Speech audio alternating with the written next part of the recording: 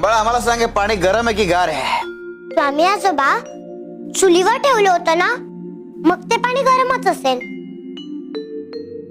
पाण्यात हात घालून बघ.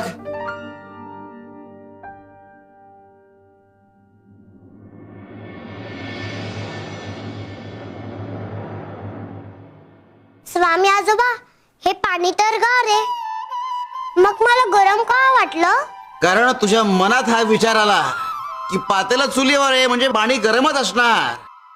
पण बाळा, पातेलं चुलीवर फक्त ठेवलं होतं, तापवलं नव्हतं. आता आम्हाला सांग, या सगळ्यांना पाहून तुझ्या मनामध्ये पहिला विचार काय आला? स्वामी आजोबा, मी चुकले तर हे सगळे माझ्यावर हसतील.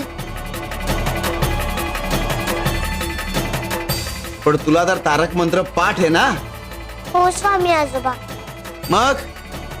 मग तुझ्या मनात हा विचार का नाही आला की आता मी या सगळ्यांना घडा घडा तारक मंत्र म्हणून दाखवेन, सगळे टाळ्या वाजवतील, माझं कौतुक करतील? बाळा, आपल्या मनात जे विचार येतात त्याप्रमाणे गोष्टी घडतात. तेव्हा मनात कायम सकारात्मक आणि चांगले विचार असावे. आता या सगळ्यांना तारक मंत्र म्हणून दाखव. हो स्वामी आजोबा.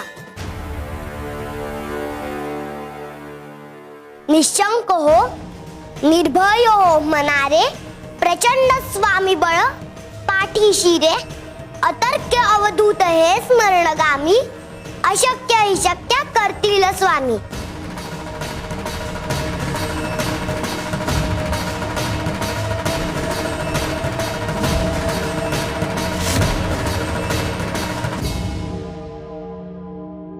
शाबास बाळा. आता ह्या पुढे प्रत्येक काम करताना, उठताना, बसताना मोठ्याने तारक मंत्र म्हणायचा. हो स्वामी आजोबा.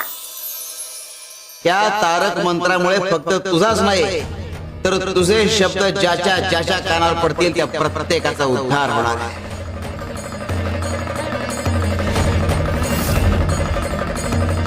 शिव शंकर शंभो.